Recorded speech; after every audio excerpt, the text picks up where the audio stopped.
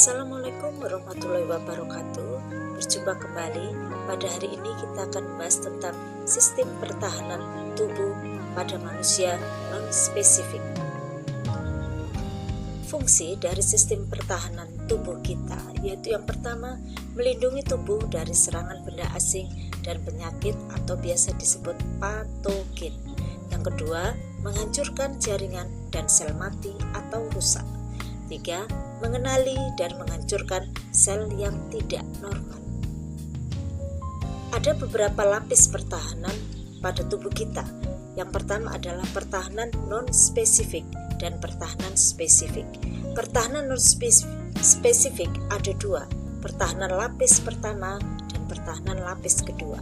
Pertahanan yang lapis pertama dilakukan oleh kulit, membran mukosa, rambut hidung, silia pada trakea, dan cairan sekresi.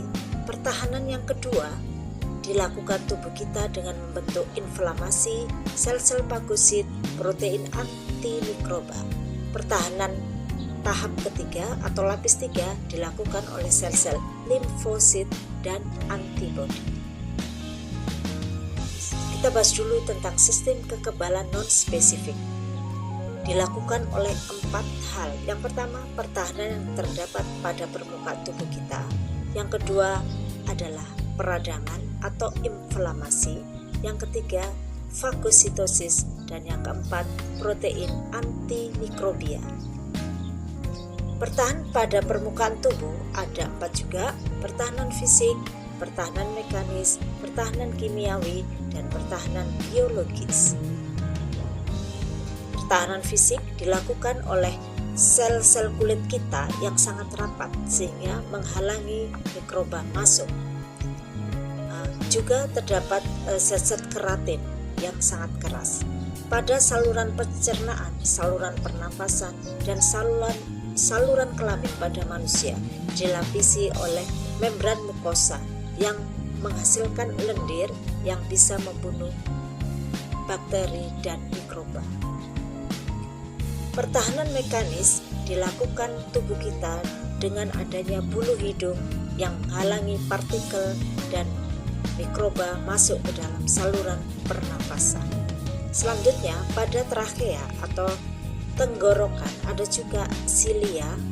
Ini akan menyapu partikel-partikel yang masuk dan dikeluarkan kita dalam keadaan bersih. Pertahanan kimiawi pada tubuh kita ada keringat. Keringat ini pH-nya sangat asam sehingga patogen tidak suka di sini atau bisa mati. Air liur dan air mata kita juga adalah pertahanan dengan mengeluarkan enzim lisosin yang bisa menghancurkan patogen. Pertahanan biologis dilakukan oleh bakteri-bakteri yang ada pada tubuh kita dan tidak berbahaya. Populasi bakteri ini akan bersaing dengan populasi bakteri patogen untuk memperebutkan nutrisi. Respon peradangan inflamasi dilakukan apabila kita terluka, misalkan ada patogen atau bakteri-bakteri yang berbahaya akan masuk dalam tubuh kita, maka tubuh kita akan mengeluarkan senyawa kimia.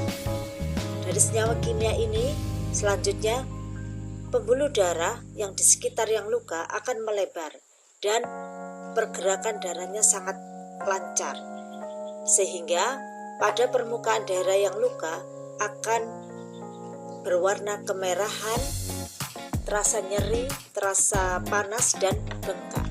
Selanjutnya sel-sel darah putih akan keluar dari pembuluh darah dan sel-sel darah putih ini akan memakan kuman-kuman atau patogen yang ada di sekitar luka.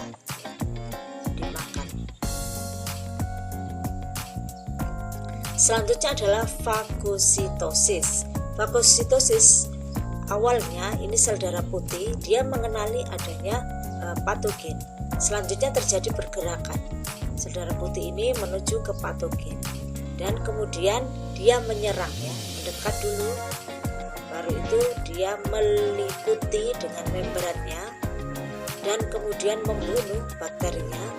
kemudian dicerna, selanjutnya dikeluarkan sisa pencernaannya. Yang keempat adalah protein antimikroba. Pada tubuh kita ada protein komplement, bentuknya seperti ini. Protein komplement ini seandainya ada bakteri, maka ini akan ditanam di membran bakteri. Karena ada protein ini sehingga bakterinya lubang ya. Dia membentuk lubang-lubang pada tubuh bakteri. Karena lubang ini, maka garam-garam dari luar tubuh bakteri akan masuk dalam tubuh bakteri. Akibatnya bakterinya akan hancur. Nah, demikian pembahasan kita tentang sistem kekebalan non-spesifik. Sampai berjumpa lagi dengan sistem kekebalan tubuh spesifik. Assalamualaikum warahmatullahi wabarakatuh.